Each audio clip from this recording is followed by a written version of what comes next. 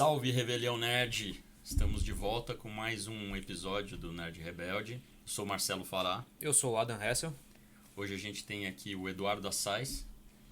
Obrigado por ter vindo. Valeu. Bom. Não podemos esquecer dos nossos patrocinadores, né? Antes de começarmos, né, agradecer a quem nos ajuda nesse começo difícil que a gente sempre fala. Poly, muito obrigado. A Poly, que é fabricante, né, de soluções de vídeo e áudio para conferência. Inclusive, a gente tem câmeras da Poly aqui gravando, ajudando nessa gravação do programa. E a General IT, que é uma integradora de tecnologia e soluções, desde data center até notebooks, desktop, inclusive Poly. E os caras têm uns preços agressivos lá para Poly, hein? Então, se vocês precisarem, entre em contato lá, contato@generalit.com.br, hein? Obrigado, General IT, obrigado, Poly. Bom, hoje o tema, né, que a gente traz aí para o bate-papo é a importância da confiabilidade dos produtos digitais. Para isso, a gente tem o Edu, que tem aí uma história, vai contar a história dele aí. Aliás, seria interessante você começar falando como é que você chegou até onde... Hoje ele trabalha no Itaú, Sim. Né? Tá responsável, inclusive, justamente por trabalhar isso lá dentro, nesse tema. Mas antes de você chegar nisso, conta pra gente. Porque eu conheci o Edu na TOTUS. Na época eu vendia pra TOTUS. Eu, na verdade, estava numa revenda na Silk, na época. Isso. Vendendo Juniper. Aí o Edu entrou, né? Anterior eu trabalhava, né, junto com um outro gerente, um gestor TI que tinha, que ele saiu, aí depois entrou o Edu. Conta pra gente, até um pouco antes da TOTUS, né, como é que foi essa entrada sua no mercado de TI? Bom, do mercado de TI, acho que sou o nerd padrão, né, o nerd raiz ali. Desde sempre viciado em tecnologia, gostando de... Sonhava com o computador quando era moleque, né? Então... Quem não sonhou, hein? Que coisa de ter né? Que era interessante que eu sonhava com a tela preta, cara. Eu não entendo isso até hoje, cara. Eu tinha uns 8, 9 anos de idade e eu sonhava com tela preta e tal. E quando comecei a mexer com Linux foi, né, a realização. Eu entendi a parada, né? Qual que era, por que eu tava... E você sempre quis ir para esse mercado de tecnologia? Cara, sempre quis, assim. Que legal. Sempre soube, né? Então eu comecei Aí a trabalhar... Você estudou para isso? Desde o comecinho comecinho da internet ali, eu tinha uns 14 anos mais ou menos, foi quando eu comecei a trabalhar. E eu comecei a trabalhar na primeira empresa de site, chamava site.com.br. Então, cara, comecei a aprender a fazer HTML e tal, e foi meu vizinho era fotógrafo, conheci o cara que começou a fazer isso, e aí o cara não tinha ninguém no mercado, né, que fazia, o cara falou, pô, chama esse moleque aí, cara, tá a fim de fazer, né, ele gosta. E aí eu fui lá pra aprender e tal, e fiquei lá. E aí, cara, estudava no colégio e ia pra lá à tarde.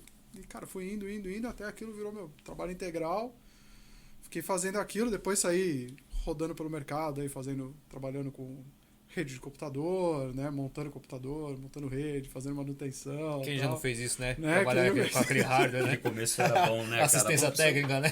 Quando começaram a buscar drive de DVD, gravador de DVD, custava R$1.500 um gravador de DVD. É isso, cara. Pegar aquele drive, puxa, fiz dinheiro com isso também. Trabalhei com novel, né?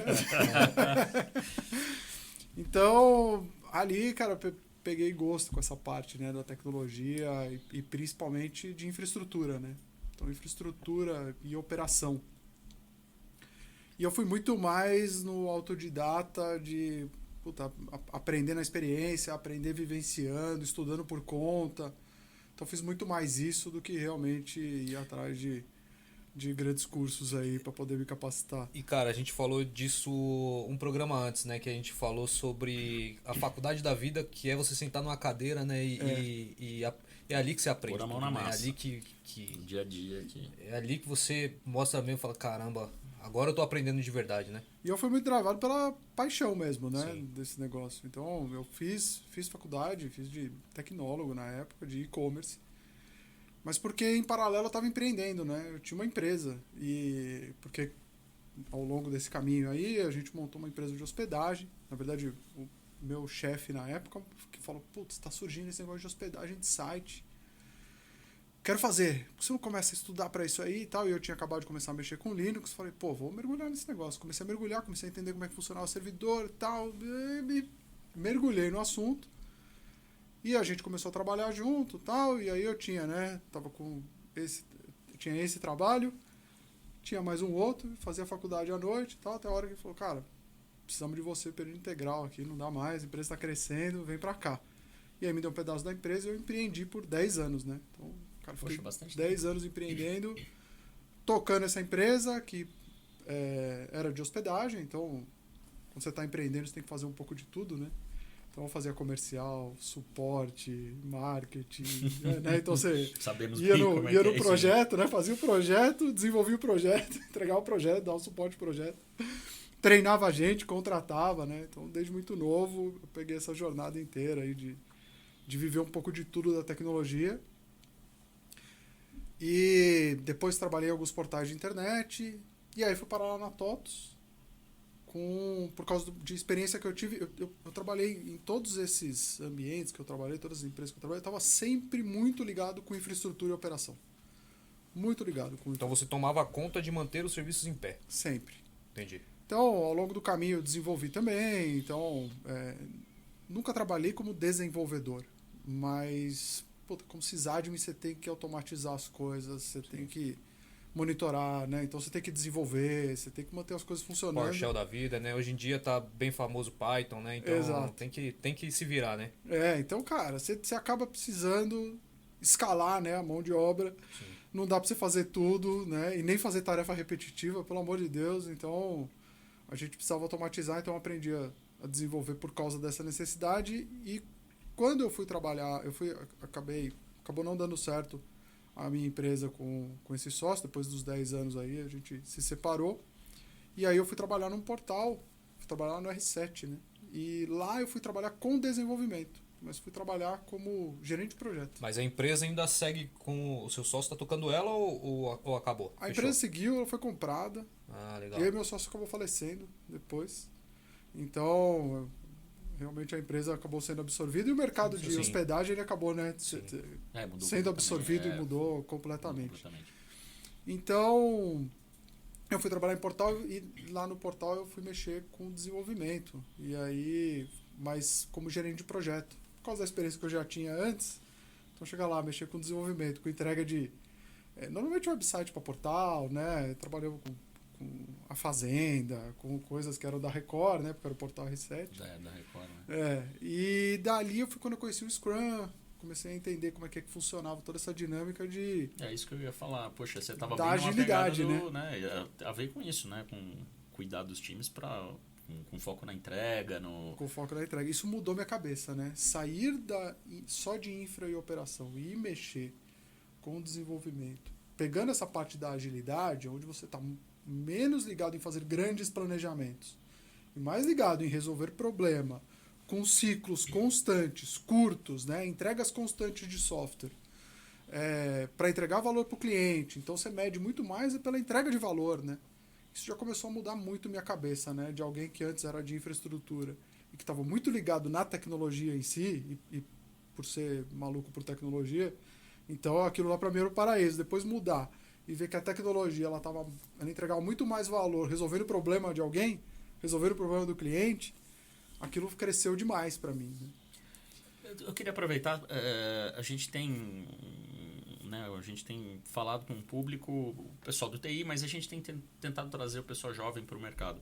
Então, assim, muitos dos termos e dos conceitos do que a gente fala, a gente tenta destrinchar um pouco para o pessoal mais leigo que talvez esteja olhando para o mercado de TI, entrar, ter aí como para entender melhor. Né? Certo. Então, eu queria falar um pouquinho sobre Scrum, porque o Scrum é um negócio que está em alta, né?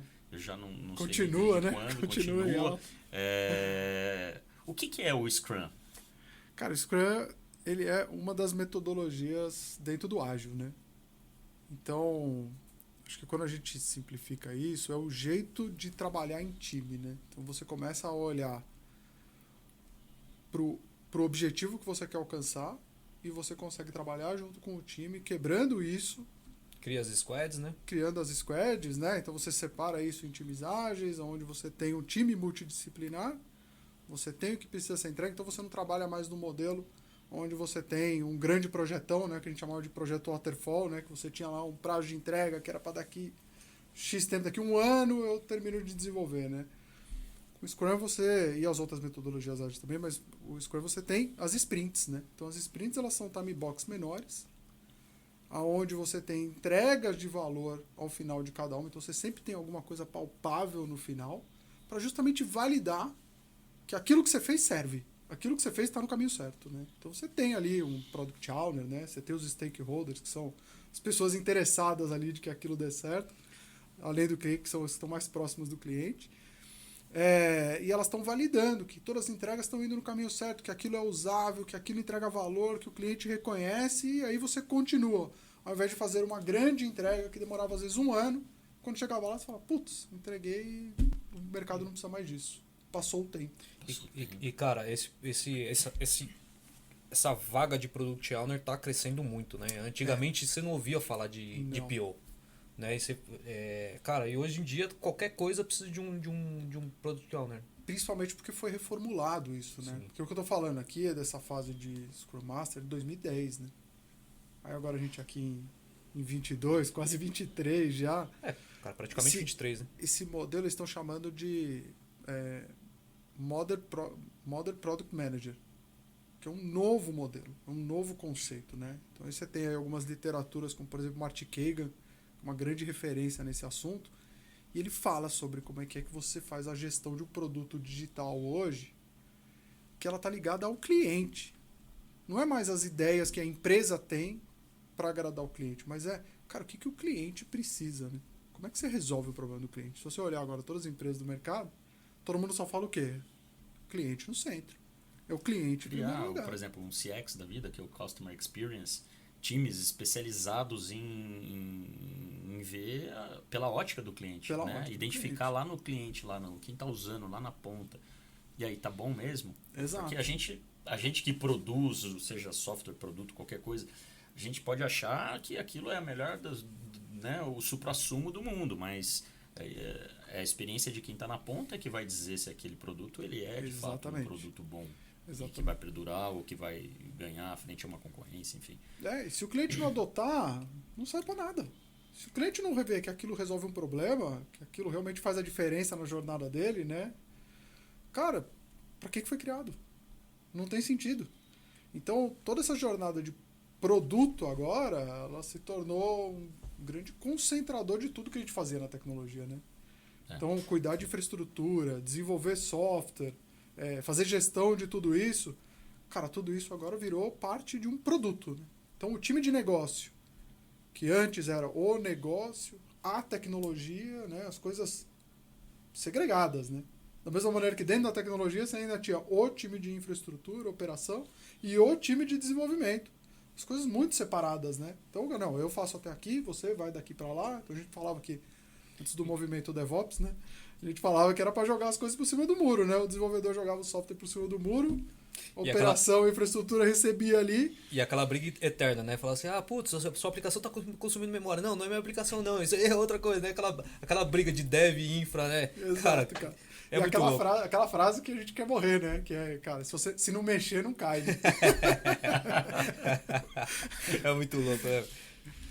Bom, e você acabou na TOTUS quando você foi, então você começou a ter essa... Então na TOTUS eu entrei ali para tocar a parte de infra e fazer principalmente a automação de tudo aquilo, né? Transformar em uma nuvem privada e participar também do movimento da nuvem pública. Então, esse trabalho todo ali de automatizar tudo e começar a integrar muito com a engenharia, começou, né, o DevOps, que é unificar, né, o desenvolvimento com a operação, né, fazer isso aqui tudo virar uma coisa só, começou a fazer cada vez mais sentido para mim, né? Depois de ter passado pelo ciclo de desenvolvimento, ter um histórico de infraestrutura, depois voltar para a infraestrutura atendendo mais próximo do time de desenvolvimento, aí tudo isso começou a fazer muito sentido. E foi quando, logo depois da TOTUS, eu tomei conhecimento sobre o SRE, né, que é o Site Reliability Engineering, que é justamente a arte de juntar a engenharia com o aprendizado de produção, né? Então é a engenharia de resiliência, né?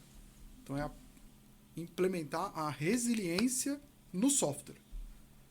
Isso é um negócio que para mim, cara, virou o santo graal, né, da tecnologia, porque até então você fazia muita coisa com infraestrutura, né? Compensava muita coisa com infraestrutura. Cara, põe mais máquina, né? Aumenta as máquinas, faz máquina maior. Ou põe mais memória. Põe mais memória. CPU. Põe load balance. CPU, né? Então, cara, você estava sempre cuidando de horsepower ali, né? De criar força para aguentar qualquer carga que viesse. Mas, cara, em algum momento isso é finito, né? Então, mesmo o cloud, né? Não, e hoje, principalmente num mercado muito competitivo, sei lá, se a gente for para um mundo de algum software, alguma coisa, você tem que repassar o custo para o seu cliente. Então, você vai montar uma estrutura de back-end, de infraestrutura de TI gigantesca, vai ser caro. Você vai ter que repassar isso para o seu cliente. E a gente está num momento onde você tem uma competitividade muito grande. E uma competição muito grande. E aí, para você se manter competitivo, obviamente, você precisa ter... Pois é, e em cloud você paga por minuto, né? Então, e eu acho que, cara, e nessa história de recurso infinito, né? Por isso que você vê muita empresa, pelo menos a gente está nesse meio de infraestrutura, de mercado, você vê muita empresa indo para a nuvem, os caras com recurso infinito, né? Porque coloca mais um disco aí de 1 tera, coloca mais outro disco de 1 tera. Apesar que dado é barato, né? Uhum. Mas quando você começa a pegar uma máquina, você lota ela de CPU, você lota ela de memória, pô, cara, na hora que você vê a conta... Estourou. Falou, se for absurdo. Nuvem, então é mais então, caro. É isso que eu tô falando tá de nuvem. Quando o cara vai pra nuvem, Sim. O cara vai pra nuvem, por isso que você vê muita gente voltando pra fazer o híbrido. Porque a nuvem não foi feita para ser usado da maneira como você usava o data center tradicional. Dentro da sua casa, né? Então, onde você tinha... grande parte dessa transformação de você sair de um data center e ir para a nuvem é uma transformação cultural. Ela tá além de você saber mexer com a tecnologia e ela tá, cara, em como você vai lidar com a tecnologia, que não é mais do jeito tradicional. Não é ir lá no hack, botar disco, botar memória, né? Não é mais isso. É um momento onde você orquestra tudo via software. Essas coisas são escaláveis, né? Há um patamar que poucas pessoas estão acostumadas a conseguir escalar, né? Você só consegue isso realmente fazendo via software. No ambiente tradicional você não consegue o mesmo volume, na mesma velocidade. Na mesma velocidade, principalmente. Só que agora você tem um custo muito rápido para fazer isso, né? Muito claro e rápido que você escala e escala custo junto. Então você tem que estar sempre em cima de ser eficiente e de aquilo que você não usa você desescala.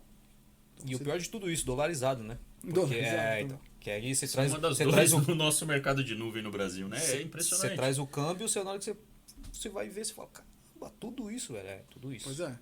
E não precisa ter uma infraestrutura muito grande para dar tudo isso, né?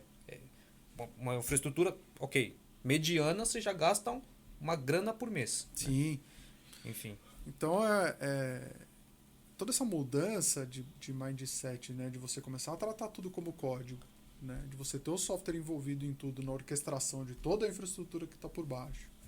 Isso também dá uma capacidade do software de ser muito mais preparado para a falha que vai acontecer. Porque é máquina. No final das contas, é máquina que está lá. E essa máquina, em algum momento, ela vai falhar. Aí é o tema, né? Aí é que tá o tema. A confiabilidade. Dá para confiar 100% em qualquer coisa? Qualquer sistema digital, 100%? Não tem nada que é 100% confiável, nem 100% disponível. Acho que a gente começa por essa premissa de que nada vai estar 100% disponível. Né? Sempre tem. A gente já começa aqui, né? A maior parte dos nossos acessos acontece via celular. Já começa que se você entrar num túnel com seu celular, você fica sem sinal. Nesse momento, o sistema está indisponível. Se você tentar acessar, está indisponível. Então você tem lá um SLA, né? Sim. Quantos nobres você quiser ter. No momento que você perdeu o sinal da sua torre de celular, acabou. Você está indisponível. Para o seu cliente, você está indisponível, né? Então, não tem como estar 100% disponível. Já começa pelo meio que conecta o seu cliente até o seu produto. Então, acho que a gente começa com essa premissa e depois a gente começa a entender que, como vamos falhar em algum momento, será que a gente tem que estar mais preocupado em conseguir falhar e se recuperar rápido ou em ser infalível? Aliás, a história que você contou do Amir Klink, aliás, conta pra gente. Ah, é? Eu achei muito legal, essa eu não conhecia. Tem uma história, né? Eu vi uma palestra do Amir Klink, fiquei fascinado com a história que ele contou. Que ele fez uma das expedições dele, foi a remo, até a África. Depois, para cruzar esse monte de Atlântico água ali. até chegar lá, a primeira coisa que as pessoas falavam para ele era, cara, você vai capotar. Você vai capotar, a onda vai te virar, cara. Não tem como. Não tem como.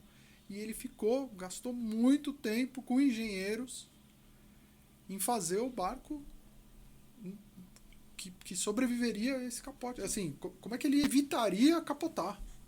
E dispensou assim, um tempo enorme trabalhando com engenheiros de vários lugares do mundo, falando sobre isso. Putz, como é que eu vou fazer para não capotar? E eu tenho que remer. É um barco a remo, é um barco pequeno, não é um barco grande, né?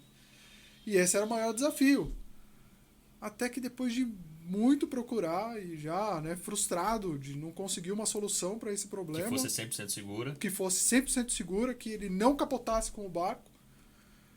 Isso que foi um experiente marinheiro brasileiro que chegou para ele e falou assim, cara, mas você vai capotar. Você não tem que evitar isso. Você tem, na verdade, que ser muito bom em capotar. E se eu não me engano, esse cara nem era engenheiro. Ele era um cara muito experiente no mar, eu não lembro agora qual era a posição dele, mas ele falou isso e eu falei, putz, verdade, né? E aí ele desenhou um barco que ele mesmo falou que era o melhor em capotar. E ele falou, fui capotando daqui até lá. Porque batia a onda, ele virava, voltava pra cima de novo e continuava remando. E batia outra onda, ele virava de novo e voltava. E, cara, tava tudo ok. Capotar fazia parte. Né? Esse é o nosso famoso disaster recovery, né? Esse é o famoso disaster recovery. Então, realmente estar preparado para o incidente, ao invés de tentar evitar todas as possibilidades de gerar um incidente. Que são infinitas. Infinitas, cara. Não tem como prever de onde e como vão acontecer as adversidades, né? Pois Mas como você se recuperar de uma adversidade é muito mais factível. Não é? Então, quando a gente olha para todo mundo, que inclusive você vê, né? Isso é uma conexão filosófica com a vida, né, cara? Se você vai olhar ali quantas pessoas, né? Todas as pessoas são bem-sucedidas, todas elas têm uma boa história de quantidade de falhas, né? E é daí que saiu o bem-sucedido. E de ter uma capacidade de coisas. Levantar de novo, né? A gente sempre escuta esse tipo de história, né? Não, caí, tomei muito não na vida, né? Caí, levantei, cara. Então essa é a metáfora da vida, né? Cair e levantar. É verdade. E com o produto digital, com o software em si, a gente tem que lidar da mesma maneira. A gente está preparado para cair e levantar. Aprender com os erros, para que a gente não caia da mesma maneira, né? Não repita os mesmos incidentes e seja cada vez melhor em levantar cada vez mais rápido. E aprender cada vez mais rápido com o erro, né? Para ficar cada vez melhor, cada vez mais forte. Né? Então, cada vez mais resiliente. Cada vez mais resiliente. Sim. Então, isso é muito interessante porque ele é uma disciplina, né? A confiabilidade, ela tem uma relação muito próxima com a qualidade. Elas estão muito conectadas. E quando a gente lida com qualidade de software também, você também tem uma capacidade finita, né? De prever cenários. Né? Qualidade de software é tão antiga quanto desenvolver software. Você testar o software que você vai colocar em produção é tão antigo quanto desenvolver. Agora, você não vai conseguir testar tudo, né? Vai sair muito mais caro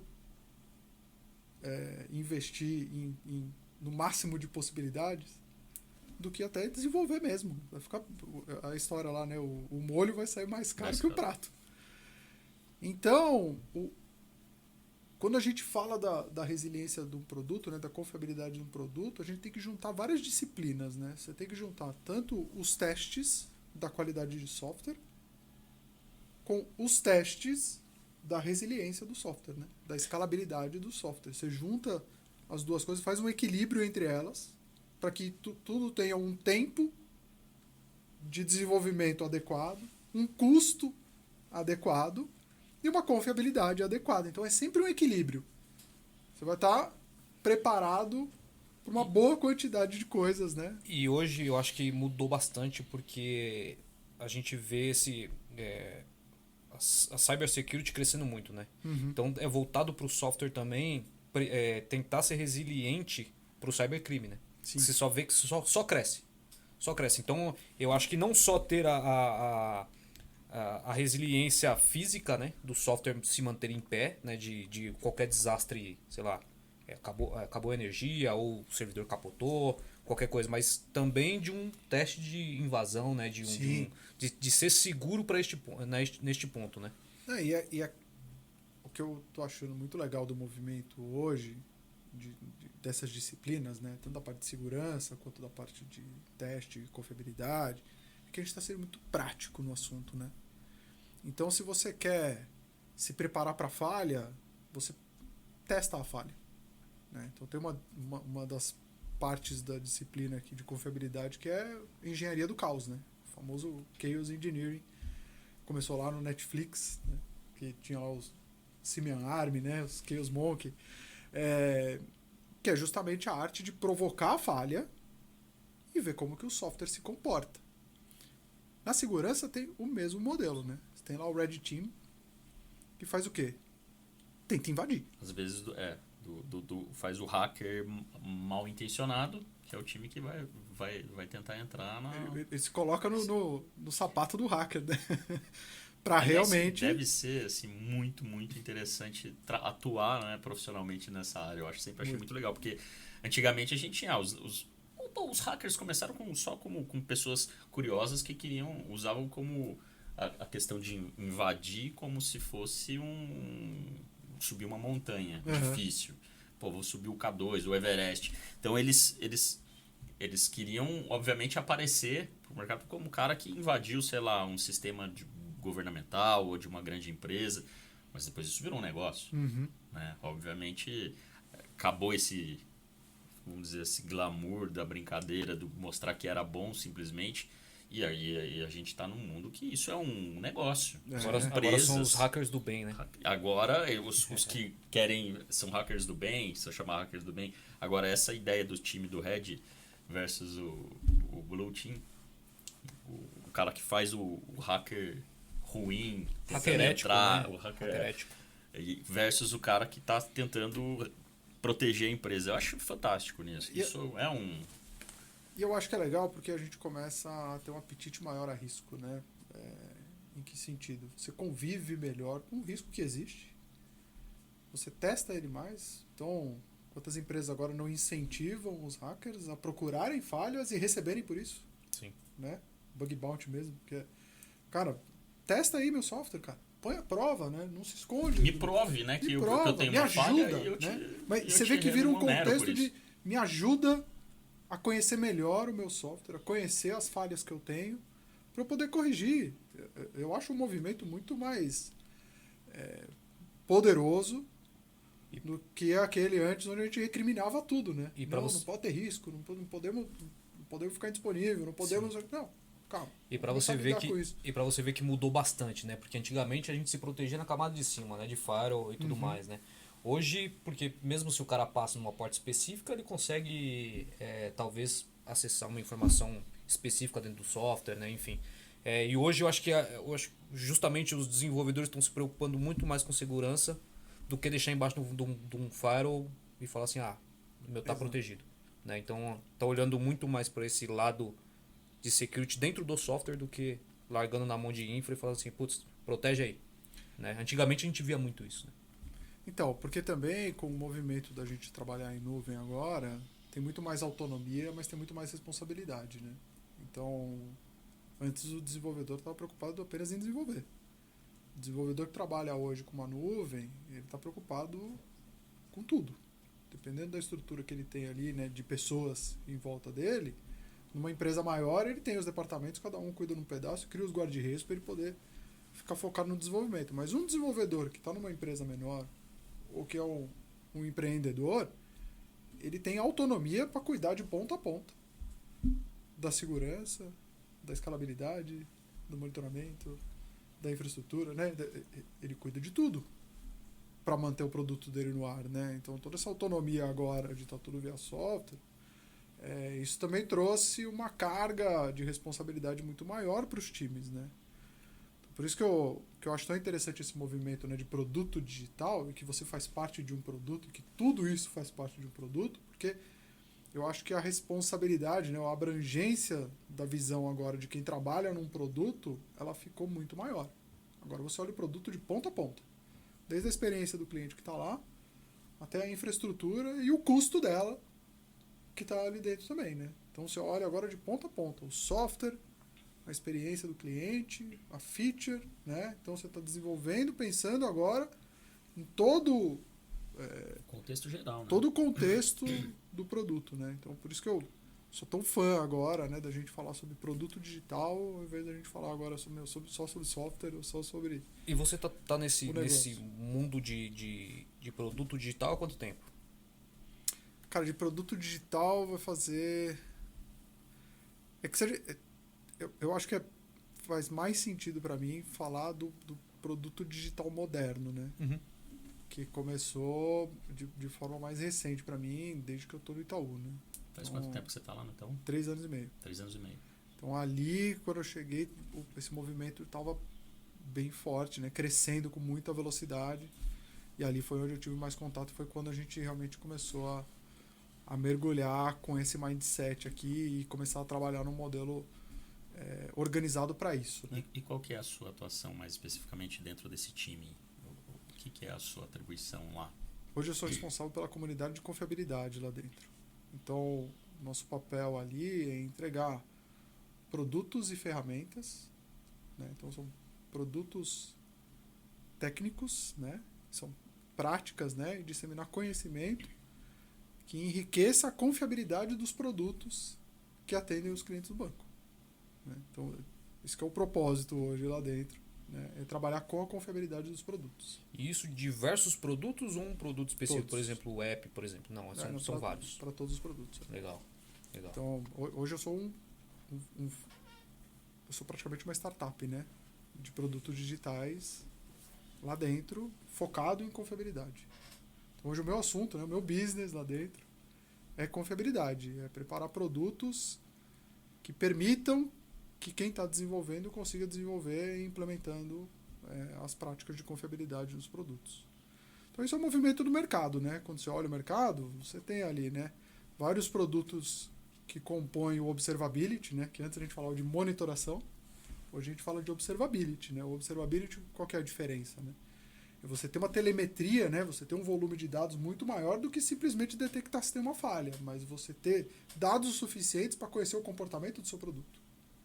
Conhecer o comportamento do seu produto é entender o que é uma experiência do cliente lá na ponta, né? Então, às vezes, você pode ter uma experiência ruim para o seu cliente e não tem incidente nenhum. Você não tem nenhum componente falhando, mas você tem uma lentidão, por exemplo. Isso já é uma experiência ruim. E quando você fala de confiabilidade, você tem um time para testar isso? Como que funciona?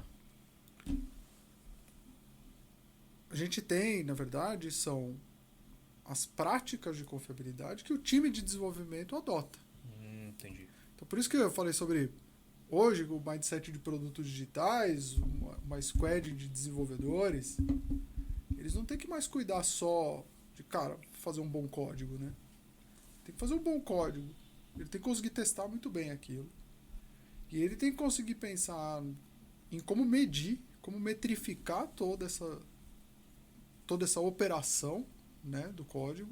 Então, o produto que ele desenvolveu e que vai ser utilizado pelos clientes, como é que ele acompanha isso, né? Como é que ele sabe como cada peça está se comportando e principalmente como ela deveria se comportar. Então, uma pergunta, né, que é nova para o time que, por exemplo, está responsável pela estratégia de negócio é assim: esse produto ele tem que ser preparado para aguentar o quê? Quantos usuários simultâneos? O que é que a gente quer? Porque se tiver essa métrica, ela é tão importante porque sem métricas para você poder adequar tudo que vai compor esse produto. Então, é um produto que vai atender o software da catraca.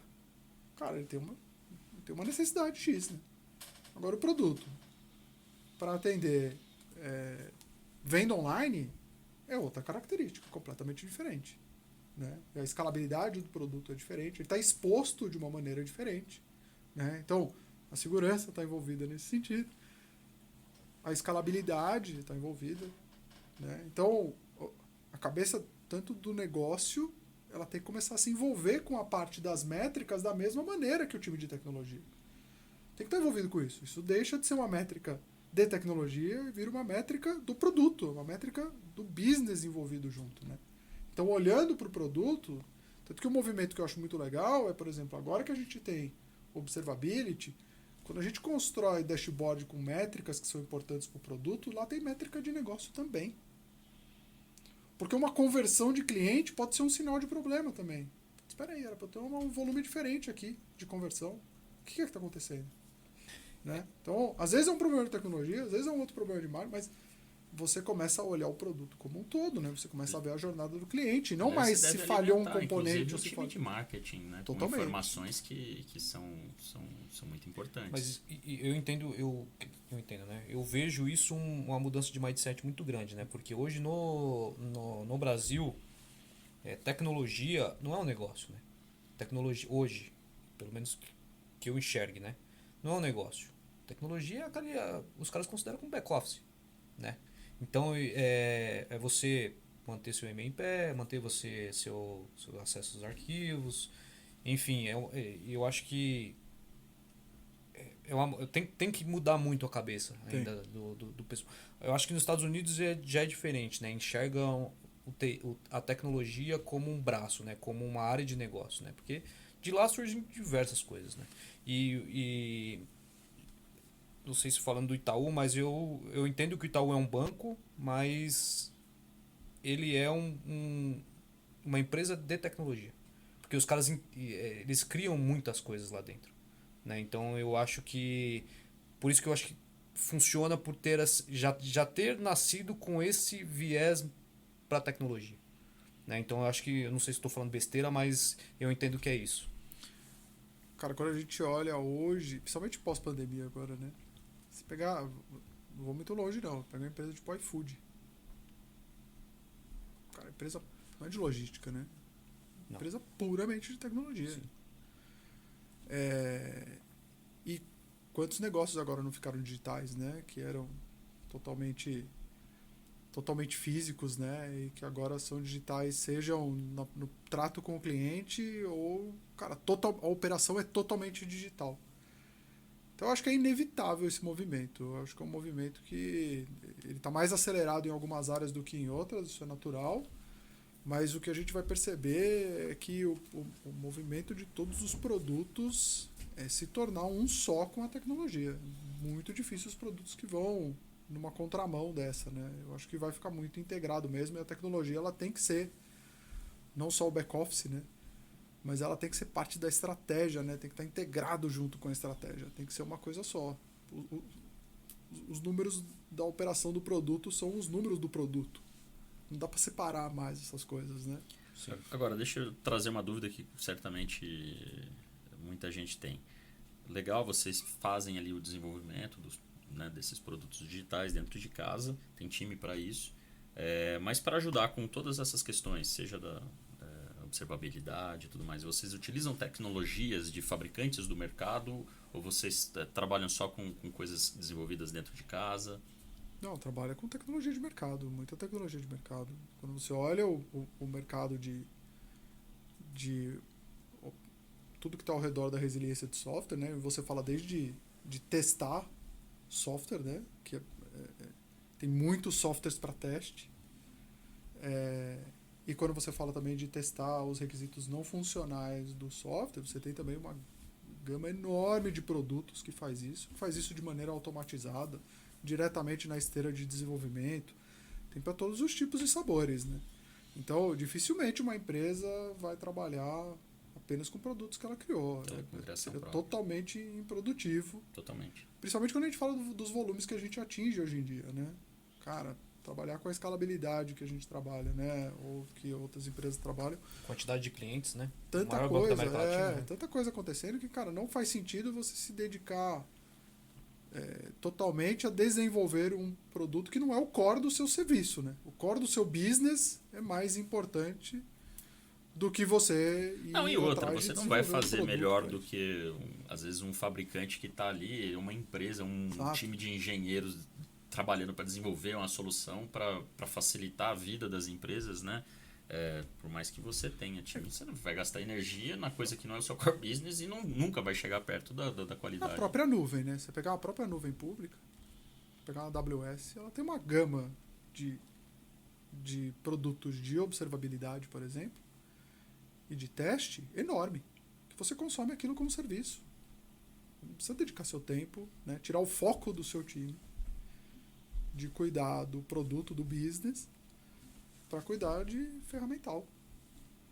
Então, tem muito para ser consumido pelo mercado. Não tem necessidade de desenvolver. Acho que faz sentido você desenvolver alguma coisa que não tem para sua especialidade, né? Mas a grande maioria já tem no mercado, grandes fabricantes fazendo isso. O investimento é muito alto nessa jornada. Acho que seria até legal aproveitar, te pedir uma visão sua como um cara que... Aliás, você ainda é abordado por revendas de tecnologia? Ou você tem uma camada que te blinda e você fica mais cuidando do... Não, estou envolvido com todo mundo. E o que te incomoda? Sei lá, se tem algo que te incomoda da abordagem... Bom, eu era vendedor e eu vendia para ele.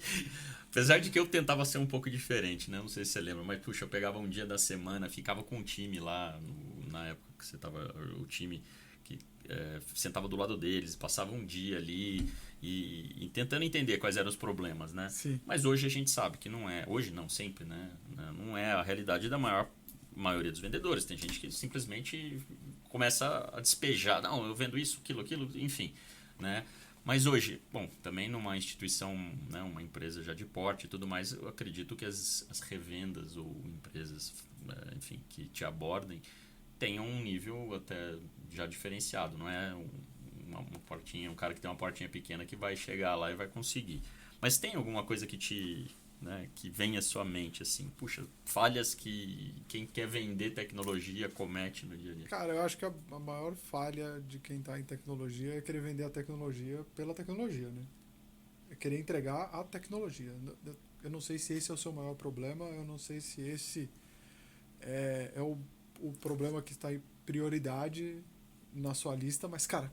Ou que nem seja seu problema, não sabe nem se é não problema. Não sei nem seu. se é o seu problema e, cara, eu quero vender o produto, eu nem sei. Então, acho que o volume de informação hoje atrapalha demais, né? Assim, a quantidade de produtos que a gente tem. E a abordagem falou, pô, hoje você tem contato com todo mundo? Cara, eu tô no LinkedIn, né? Claro. Então, no LinkedIn são uma enxurrada, né? De gente que manda mensagem querendo vender todo tipo de produto e serviço que não necessariamente tem a ver com o ramo que eu atuo, com a posição que eu ocupo, né? Então, cara, o que esse cara faz, né? O que eu vou ofertar para ele? Eles mandam qualquer coisa. Então, é o spam mesmo, né? Não, é verdade. Eu acho que hoje é isso, assim, essa falta de proximidade, de querer entender o problema do cliente. Eu acho que esse é o maior problema que tem na tecnologia, cara. É você querer vender a solução sem conhecer o problema do cliente. Ou seja, não é solução, né? Porque só pode ser chamado de solução se ela resolver o problema. Você não sabe nem se o cliente tem um problema, já fala, estou vendendo uma solução. E aí são as soluções mágicas, né? Pô, quando vem, cara, não, meu produto resolve todos os seus problemas. Tem tudo que você quiser fazer, ele faz. Putz, até hoje a gente ainda quer vender esse tipo de software, sabe?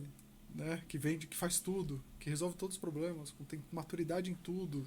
Putz, eu acho incrível, né? E aí eu acho que drena um tempo valioso das pessoas. É verdade. Aliás, a gente estava falando antes, né, dessa questão do... a coisa que resolve tudo, né? E que não tem problema ou qualquer coisa. A gente não tem como vender algo que não dê problemas, né? Pois é, cara. O fato é esse, não existe 100%, a gente já falou disso, não existe 100% de nada. Poxa, mas se dentro da sua necessidade couber aquilo e, né, for um bom custo-benefício, quem sabe, né? Mas ainda assim... Mas esse é o argumento de venda dos sonhos, né, cara? É vender um produto infalível, ou vender que não vai ter problema. Que hoje em dia acaba sendo a morte da venda antes de começar o processo de venda, né? Exato. Puxa. Então é aquilo que a gente estava falando também, né? Olhando pela outra perspectiva aqui, cara, quem entrega um produto, né? Ou quem entrega um serviço, cara, se preparar para falhar, acho que é a prática que todo mundo deveria abordar, né? E já vem do PAUT, né? Do treinamento de incêndio. Sim. A grande maioria dos prédios brigada de incêndio, né? tem uma brigada de incêndio, né?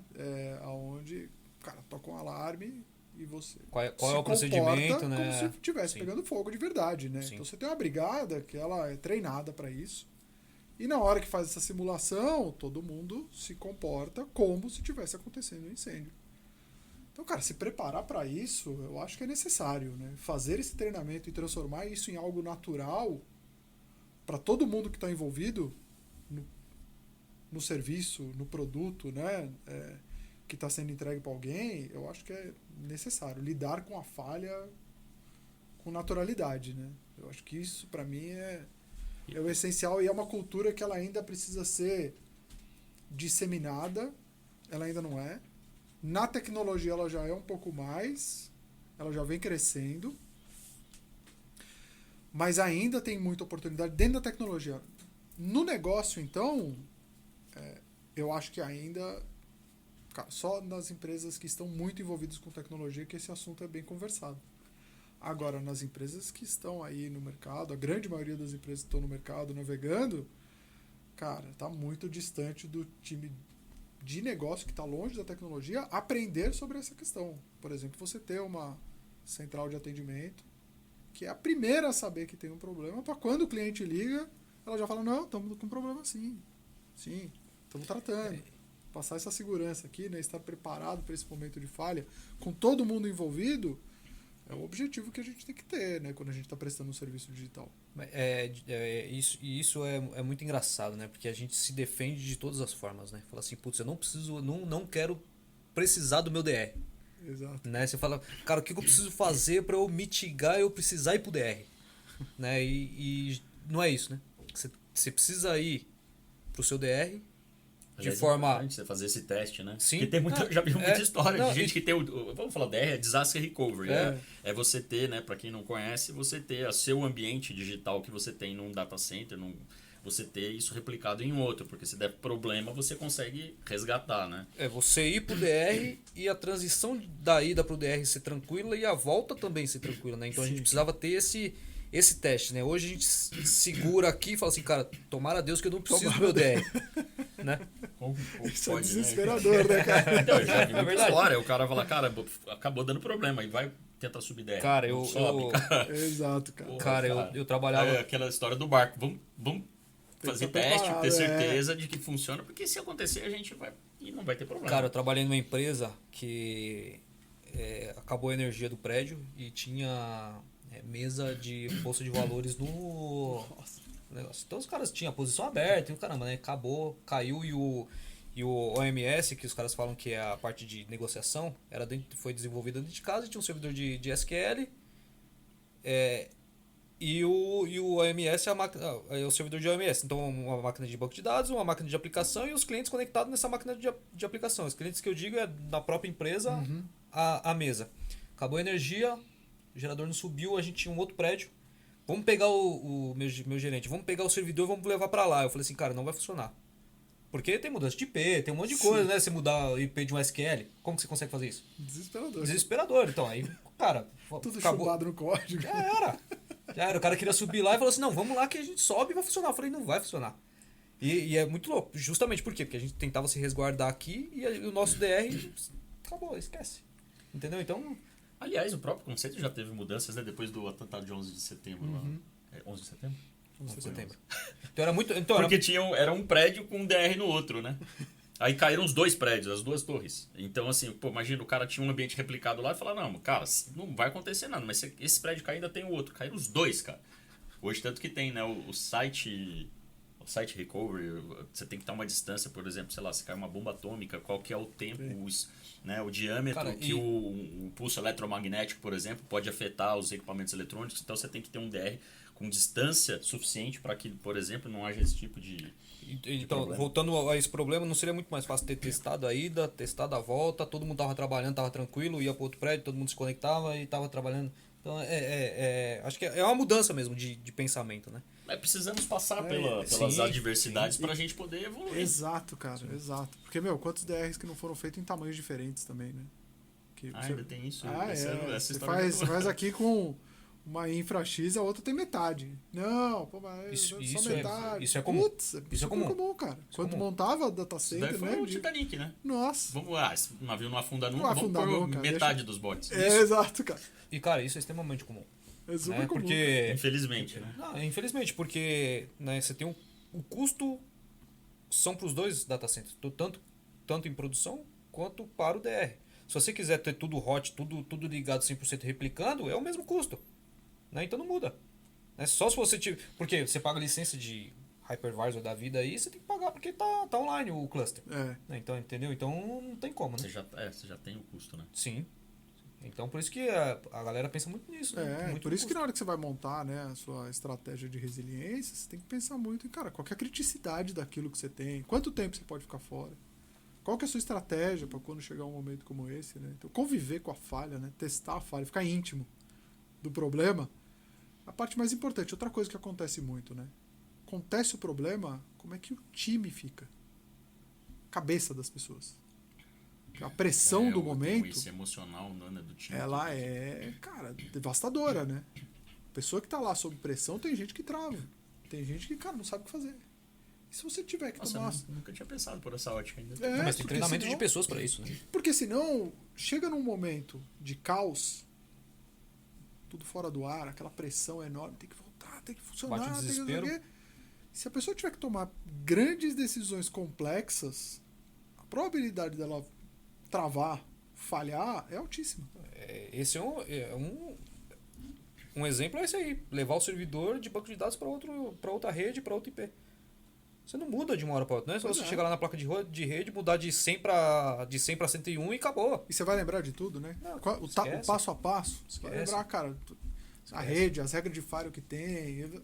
Então tem que ter o treinamento de DR, de Disaster Recover técnica e o de pessoas. Né? De pessoas. Sim. Porque, inclusive, esse treinamento, ele tem que estar ligado no quê? Né? Simular a falha também está ligado a você preparar um ferramental para que seja muito simples a recuperação da falha. Né?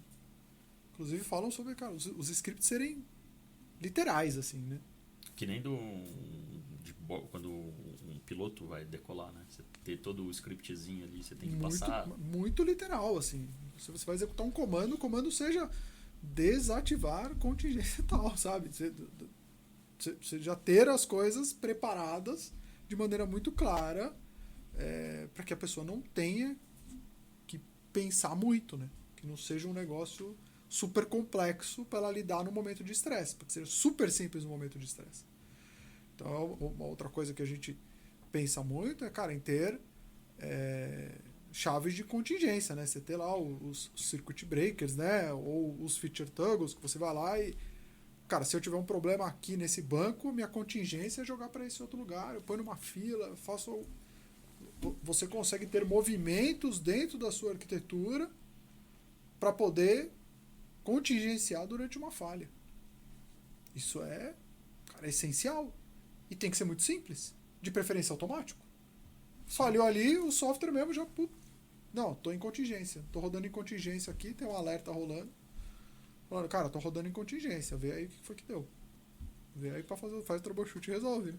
Faz troubleshoot e depois a gente volta. Depois de volta. Mas, cara, o cliente não tá sofrendo. Então a gente fala, né, graceful degradation, né? Então, é você cair, mas mostrando que tá tudo bem, né? Então, você se prepara para essa queda. O cliente não sofre, né? E aqui por trás você está sobrevivendo enquanto o problema é resolvido. Né?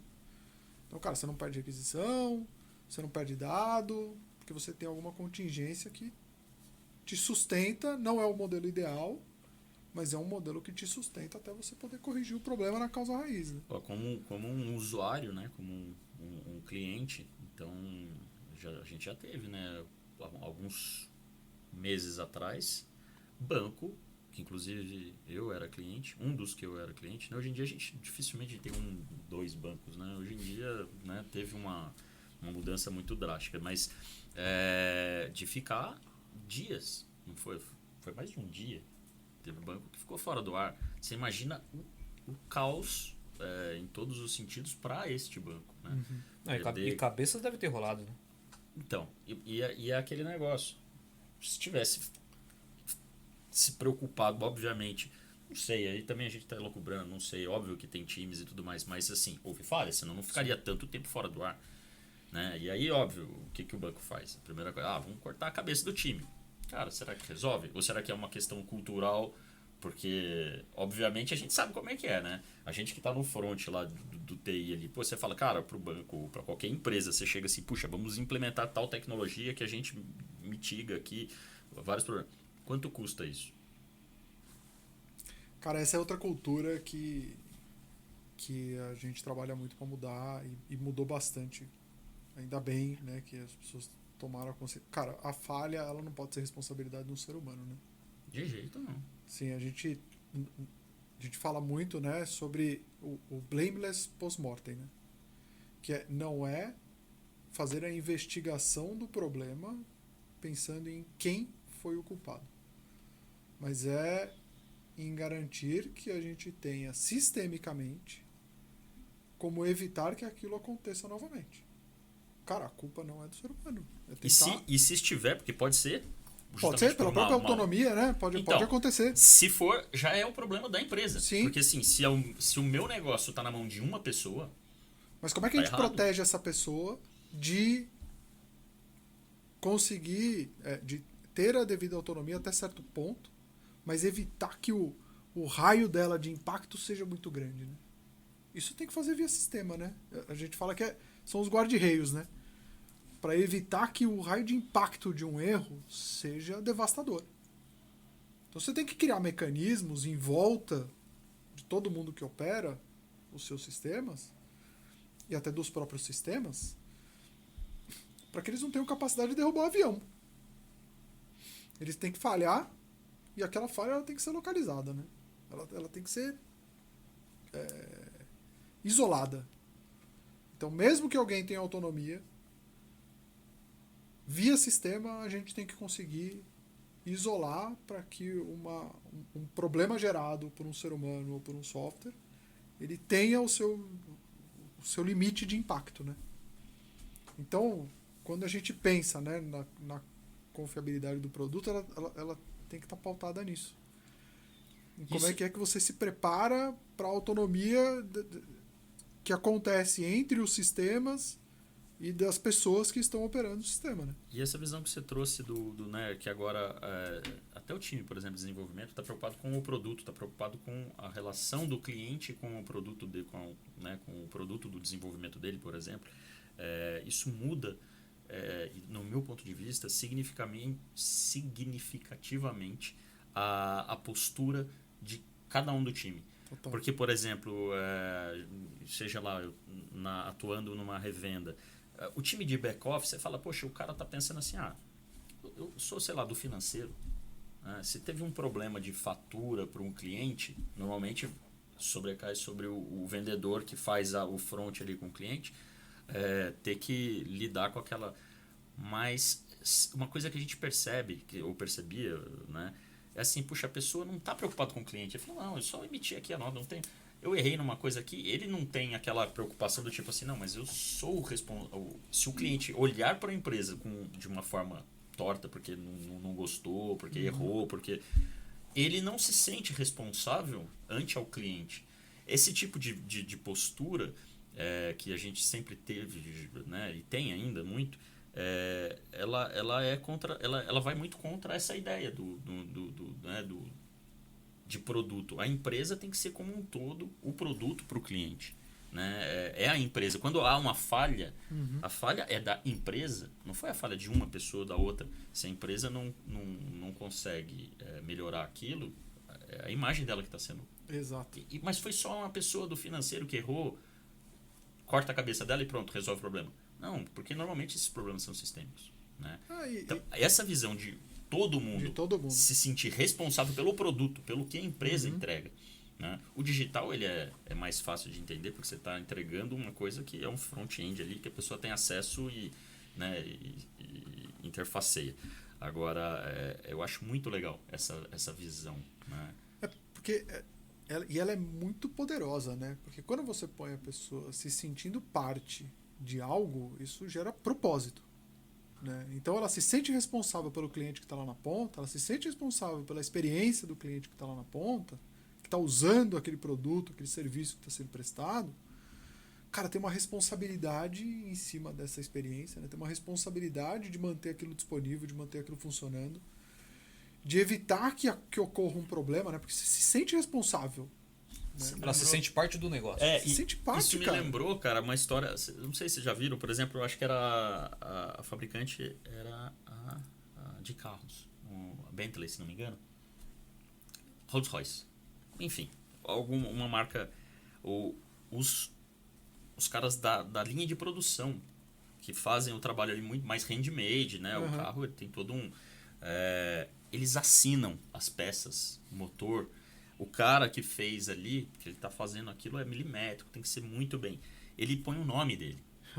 E vai uma plaquinha com o nome dele. Porque ele falou, cara, eu vou entregar o melhor, porque, inclusive, o meu nome vai nesse carro, né? Cara. Então você compra um carro lá, você vê lá assim o nome do cara lá na peça lá que ele foi responsável. A parte, né? Enfim, motor e tal, Isso com certeza faz diferença. Com certeza. Quando você está falando de um produto que você quer ter. Isso traz a tal da cabeça de dono, né? A tal da cabeça de dono que cabeça de dono o pessoal gosta de pôr plaquinha, mas assim, não cria uma cultura para isso realmente entrar no sangue dos funcionários que cara, cara, você vê isso na prática. Você vai no restaurante, você é mal atendido, você volta? Não, de jeito nenhum. Volta. Você não volta. O restaurante foi responsável? Foi. Se o funcionário tá trabalhando de mau humor ou não tá. Cara, o que mais a gente vê diariamente, caixa de supermercado, cara. Caixa de supermercado com aquela cara fechada. Cara, é que, sim, se é o supermercado que nem o meu frente de casa, eu não vou deixar de frequentar, cara. Mas você olha aquilo e você fala, cara, putz, dá vontade de você dar vem cá, fiz alguma coisa pra você? Né? A pessoa, mau humor, aquilo afeta o negócio. Então, o olhar de dono, mas as pessoas realmente se sentirem imbuídas disso, da cultura, né? Do que isso de fato traz. Faz toda a diferença. Vira uma experiência, né, cara? No final das contas, é a experiência do cliente, é a experiência do produto. Não importa se você teve a melhor das intenções em criar o produto, se você, cara, foi lá e decorou seu supermercado lá da melhor maneira. Cara, se não tiver alguém cuidando de cada um dos detalhes, né, que compõem a experiência, tem que ter lá, cara, um gestor lá olhando pro caixa. Falando, cara, você tá bem?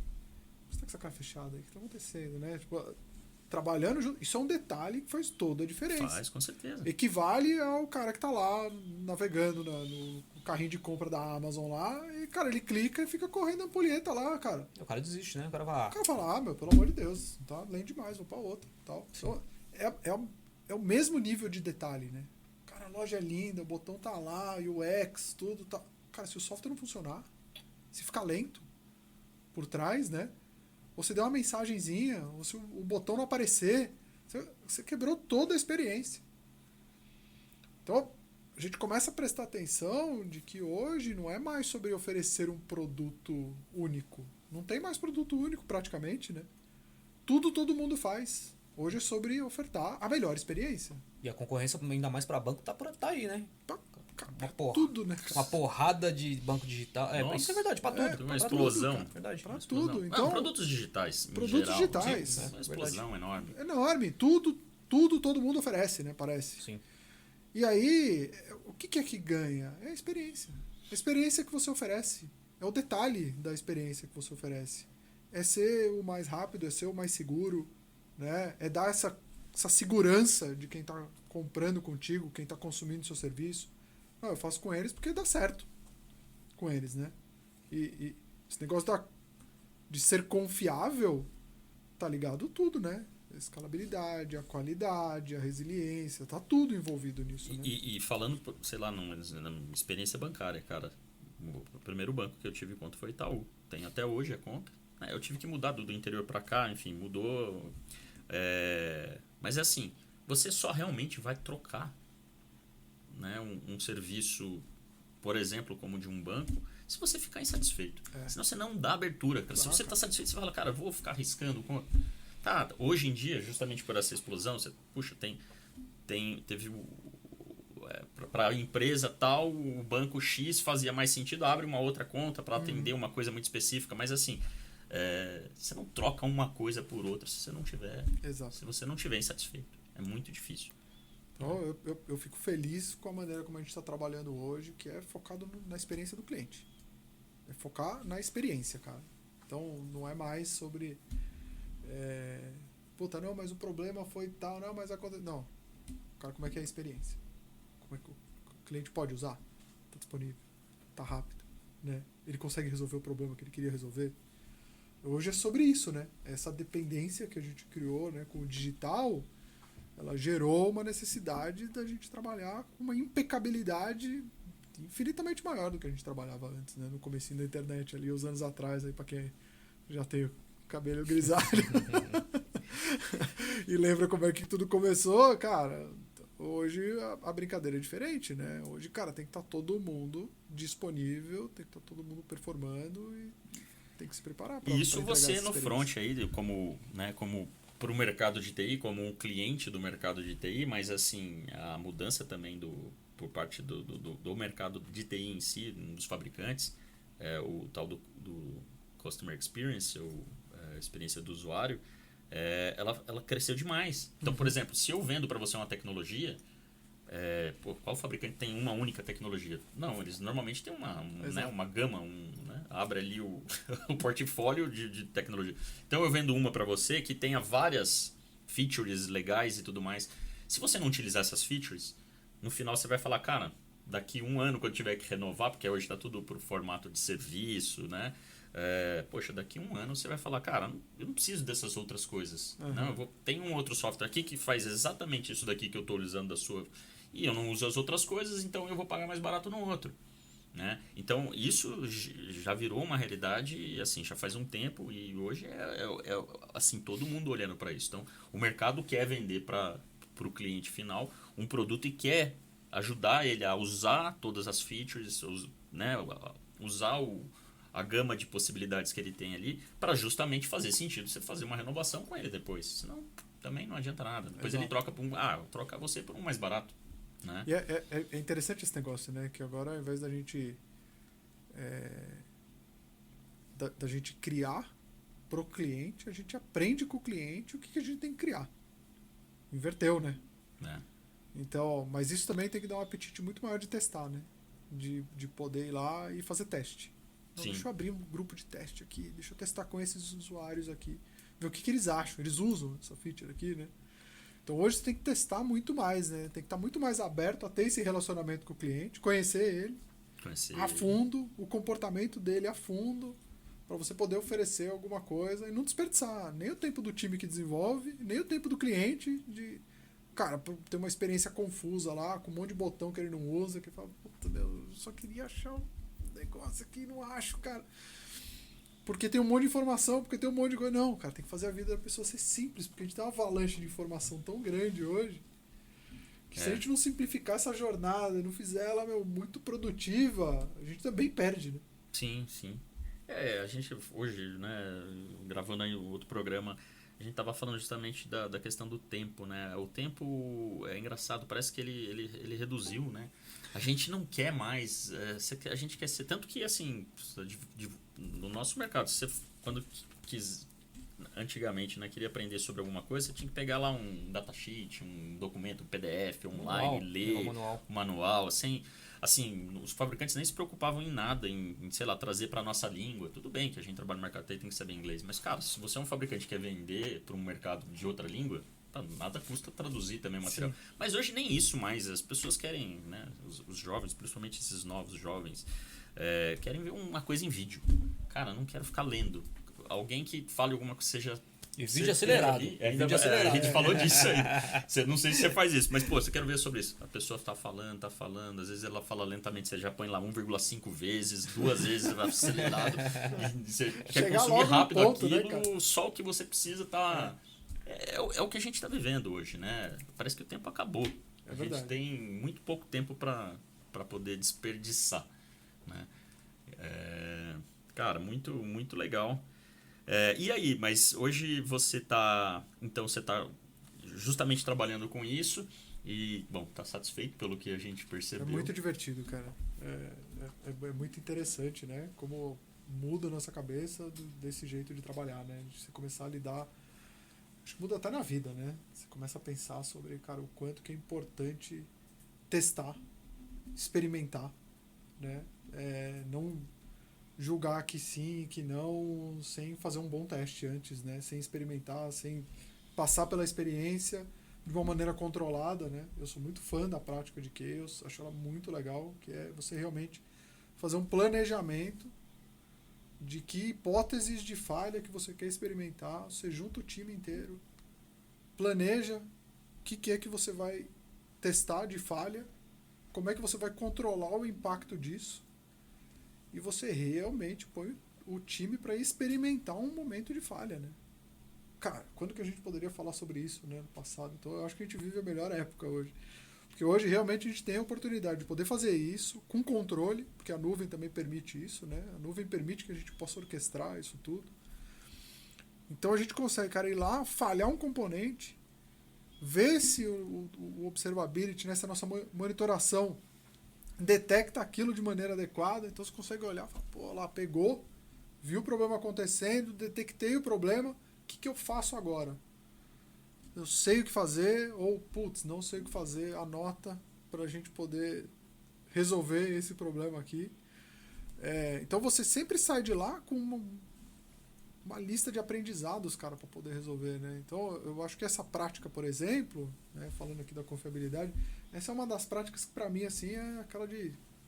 Brilhar os olhos. de brilhar os olhos, de Legal. explodir a cabeça também, né? Sim. Aquela que você fala assim, nossa, cara, que ideia, né? Você pegar e simular uma falha para o time poder experimentar aquilo, poder ficar tranquilo, poder experimentar aquilo com tranquilidade, sem desespero, aprender muito durante esse processo, ganhar essa maturidade de lidar com essa falha, de lidar com esses componentes todos, e sair de lá, por exemplo, com uma lista de melhorias, que fala, cara, agora eu vou implementar isso aqui, eu vou ficar melhor. Por esse mal eu não vou cair. Cara, isso aqui é uma Ajuda a dormir, jornada... inclusive, né?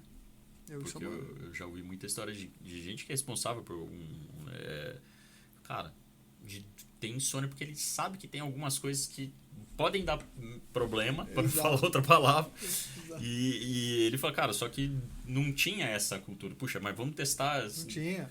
Ele tinha que ficar só, puta, o dia que der problema vai ser foda. Porque a gente Exato. não... Vamos rezar pra não dar problema. Rezar pra não dar problema, cara. Ficar refém, né, do negócio.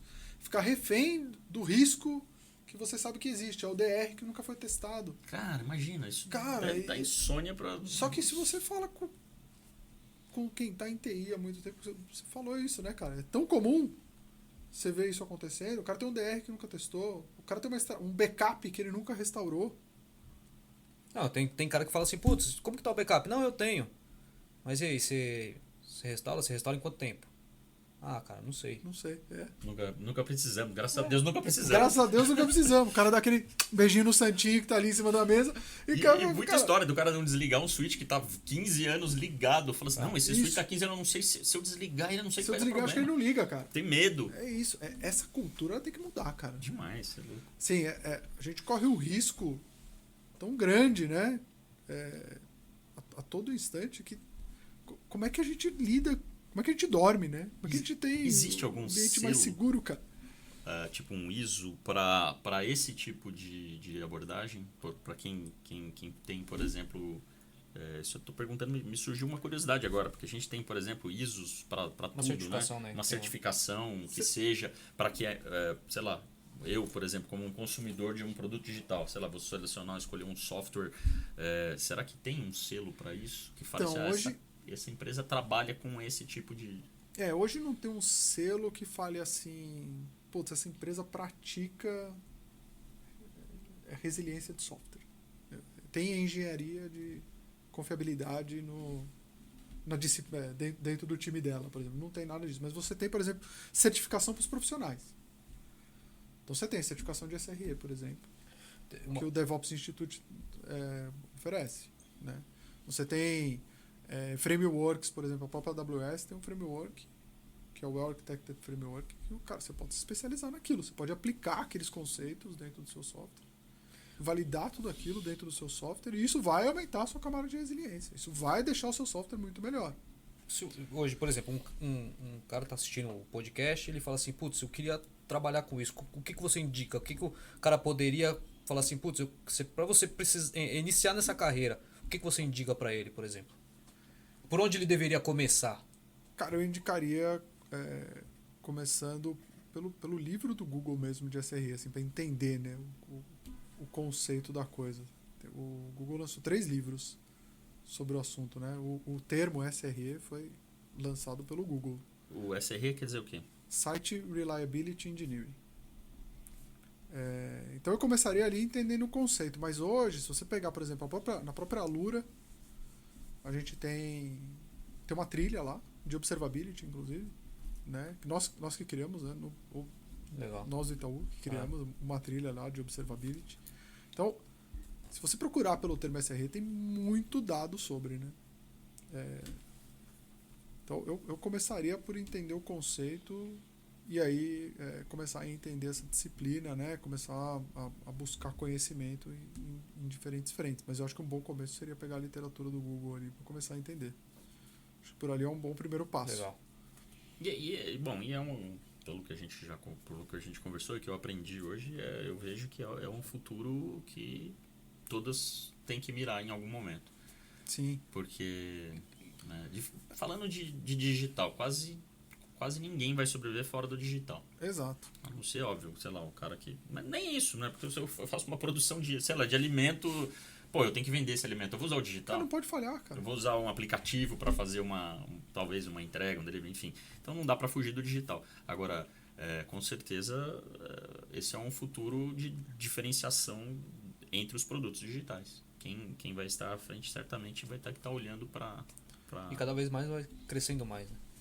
Com certeza. Não, e se a gente pensar aqui, né? Desde sempre isso acontece, né? Ó, eu lembro de ouvir frases assim, por exemplo... Cara, quebrou a impressora de nota fiscal e os caminhões ficaram parados. Nossa. Cara, quantas vezes eu não ouvi isso demais, né? milênios atrás, sabe? É o tipo de coisa que tá no nosso dia a dia desde sempre. A questão é que hoje a gente busca tratar isso de frente, né? É buscar entender que as falhas acontecem e que a gente tem que se preparar para elas. Então, isso é parte da jornada do desenvolvedor. É parte da jornada do time que desenvolve o produto. Tem que começar a aprender sobre isso, tem que começar a entender sobre isso, tem que começar a prestar atenção de que o software, quando ele estiver rodando em produção, ele tem um comportamento. E que isso tem limites, que tem uma escala, né, que pode falhar, vai falhar, como é que isso vai acontecer. Então é muito mais sobre começar a pensar nessa perspectiva do que realmente entender que isso é uma especialidade que alguém tem que fazer. O negócio que eu luto muito é para que essa jornada ela não seja de algumas pessoas em específico, mas que seja de todas. Que todo mundo que está envolvido com tecnologia conheça sobre a disciplina, entenda sobre essa expectativa em cima do software, né, de que em algum momento o software ele vai falhar e que quando ele falhar a gente tem que estar preparado. Como é que a gente se antecipa para isso, né? Então, acho que isso faz parte desse mindset de produto digital, de entender que o produto tem uma característica de estar apoiado em componentes que em algum momento vai falhar, ou que o próprio código vai ter alguma falha lá dentro. E não é infalível, né? E como é que a gente se prepara para isso? Como é que a gente lida com isso no nosso dia a dia? Como é que a gente não fica sem dormir? Né? É mais em saber que a gente sabe como lidar quando isso acontecer, que não é um negócio, cara, que vai ser do outro... Em algum momento a gente vai ter uma lição para aprender, mas será que não dá para, mesmo num momento de uma lição aprendida ali, de algo não mapeado, a gente saber como se recuperar rápido, né? E que o time não sofra absurdamente para encontrar a causa do problema? E eu acho que isso ajuda muito numa outra coisa, né? A questão por exemplo, de você manter um time muito tempo dentro, né? Porque a gente tem um turnover, às vezes, em empresas que não tem esse tipo de abordagem muito grande. E, poxa, é difícil já adquirir esse capital humano. Exato, cara. No mercado, né? A gente já tem falado muito disso. Falta gente no mercado com conhecimento. Poxa, você acaba, às vezes, perdendo a pessoa, aí você vai ter que repor. Exato. Você tem um gasto de energia, de dinheiro para deixar essa pessoa pronta para atuar ali, às vezes, dentro do time. Cara, isso é uma loucura. Tem empresa que fica nesse turnover, quer dizer, isso faz a empresa não ir adiante, não progredir. Exato. Então, você vê, essa gestão do conhecimento, né, ela também é essencial, né? Então, você ser a prova de futuro, né? Que é, cara, realmente se preparar com uma boa documentação, né? Ter um bom ferramental ali disponível, de uma maneira muito simples, para que o onboard de uma nova pessoa também seja simples, né? Isso é uma parte também que eu reparo bastante, que as pessoas ainda não conseguiram ganhar essa velocidade de criar, né? Que é, cara, quando eu estou criando algo novo, eu tenho que pensar em quem está chegando, né? Puta, como é que é uma pessoa nova que vai entrar no time aqui vai aprender sobre tudo isso? Documentar, né? Deixar o procedimento certo. Então, cara, você fala aí, né, do movimento de quebrar as arquiteturas em microserviço. Cara, já cansamos de ver. Não, vamos fazer microserviço. O cara faz uma centena de microserviços. Aí depois fica tão complexo que você não sabe mais como se movimentar dentro daquele monte de microserviços, cara. Quebrou tanto, fez em pedaços tão pequenos, tão segregado. E aí você não tem documentação, você não tem um observability adequado. Você fica pior do que se tivesse um monolito, sabe? Então, a gente tem que tomar cuidado com os hypes, né? Eu acho que hoje a gente está muito mais na cabeça de fazer as coisas simples, né? Tentar ser o mais otimizado possível, simplificar as coisas, deixar as arquiteturas o mais inteligíveis possíveis, que cumpram o propósito, sejam otimizadas, mas que sejam de fácil entendimento, que tenham baixa complexidade, dada a própria complexidade da função dela, né? Mas que, cara, simplifica ao máximo. Eu vejo muita gente que quer rebuscar demais na hora de criar um software e coloca muito componente porque o componente é legal. Acha muito legal. Não, tem que ter, cara, tem que estar baseado em evento, tem que pôr evento pra tudo quanto é lá, depois, cara, não sabe como pilotar. Então tem que ter esse cuidado também, né? Tem que ter um equilíbrio aqui de pensar nessa gestão do conhecimento, nas pessoas que vão entrar, né, que vão assumir o piloto ali, né, alguém que vai passar a madrugada no seu lugar. Como é que vai ser, né, para essa pessoa assumir esse plantão no momento do incidente? Como é que ela vai atender esse telefone aí de madrugada e vai conseguir se virar se não tiver uma documentação muito clara, mas se principalmente não tiver esse ambiente aqui fácil dela poder responder a um problema, né? Então, essa é uma cultura também, cara, da gestão de conhecimento que é importante da galera começar a pensar na hora que está criando as coisas, né? Como é que eu faço para isso aqui ser mantido de uma maneira simples? Não só no momento de um problema, mas, cara, para evolução mesmo. Se codar aqui para criar uma coisa nova em cima disso, for mega complexo, você demora 6 meses para colocar uma pessoa para trabalhar. Imagina, cara. Já imaginou? Você traz uma pessoa, depois de 6 meses que ela entendeu, aí ela recebe uma proposta e sai fora. E acontece muito, né? Cara, acontece muito isso. O mercado é tão aquecido que às vezes tá lá, cara, com uma pessoa boa, você fala, putz, agora que ela fez 1 ano, vem alguém, pum, proposta. Proposta pornográfica, né? Tchau. Que também tem de um monte. Não dá, a pessoa nem... A proposta é pornográfica, cara. A pessoa chega, recebe um caminhão de dinheiro ali. Você fala, o que você vai fazer? A pessoa sai. Mais uma pessoa do mercado tá aí falando para vocês jovens que esse mercado ele é bom, dá para você construir sua vida, fazer uma carreira, sua vida pessoal. Você vai inclusive encontrar o seu... que acontece muito, né? O seu cônjuge, né? No próprio meio. Que tem muito, né? Eu tenho amigos que casaram, se conheceram, casaram dentro da mesma empresa. Nossa, eu conheço vários também. Né? É muito legal. Cara, mas recado para quem quer começar, esteja apaixonado pela tecnologia, cara. Esteja apaixonado. Se não for apaixonado por tecnologia, não entra. Não é sobre dinheiro. Não é, de verdade, cara.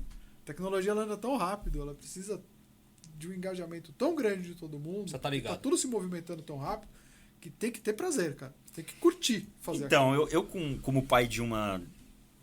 Eu tenho 3 filhos, mais uma fazendo 18 agora esse mês. Para também não deixar, para não desincentivar. Cara, você só vai descobrir se você gosta de alguma coisa na hora que você começar a vivenciar. Sim. Ela falou assim, poxa, mas No caso dela não é o caso, não seria o caso, né? Mas puxa, tecnologia, nunca pensei, ela não vai atuar nessa área porque ela já está se embrenhando em outro mundo, mas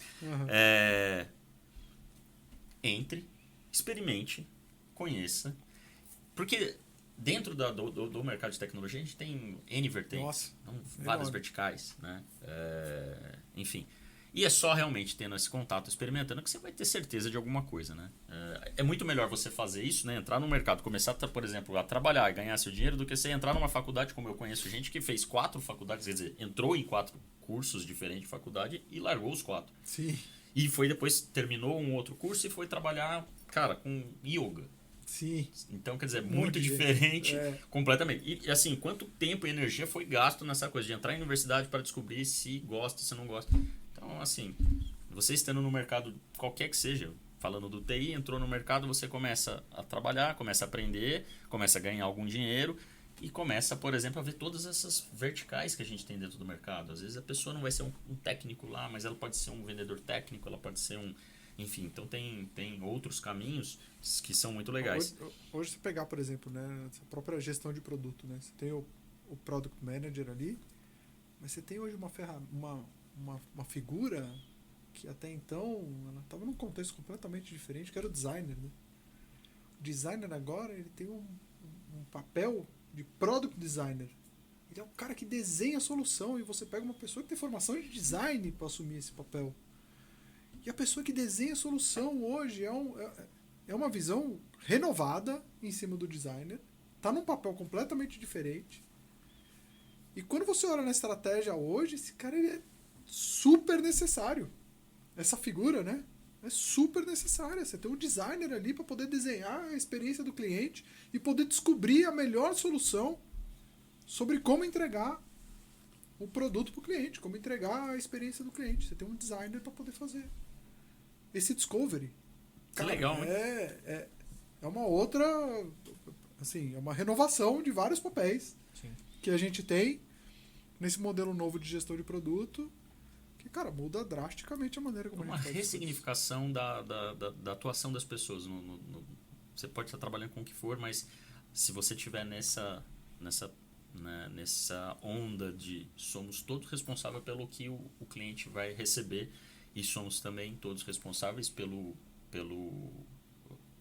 se o produto vai ser bem aceito ou se ele não vai dar em nada. Ou seja, a gente vai fazer a empresa ser lucrativa ou a gente vai fazer a empresa ter prejuízo. Todo mundo junto. Eu acho fantástico isso. Eu também acho. Eu acho fantástico isso. Fantástico. Aliás, obrigado, cara, por esse bate-papo. Eu aprendi coisa pra caramba. Eu não sou apesar de ter tido já algum contato com programação, com essa coisa, mas não sou desse mercado. Eu aprendi bastante coisa. Achei, assim, muito produtiva a conversa. Muito, muito, muito obrigado, cara. Foi muito proveitoso. Edu. Cara, foi bem legal. Edu, obrigado, cara. Valeu mesmo. Valeu. Foi bem legal a gente conversar um pouquinho aqui. Gostei bastante. Gente, muito obrigado. Até o próximo. Se inscrevam no canal, curtam. Logo vai ter mais cortes. Obrigado. Sininho e tudo mais.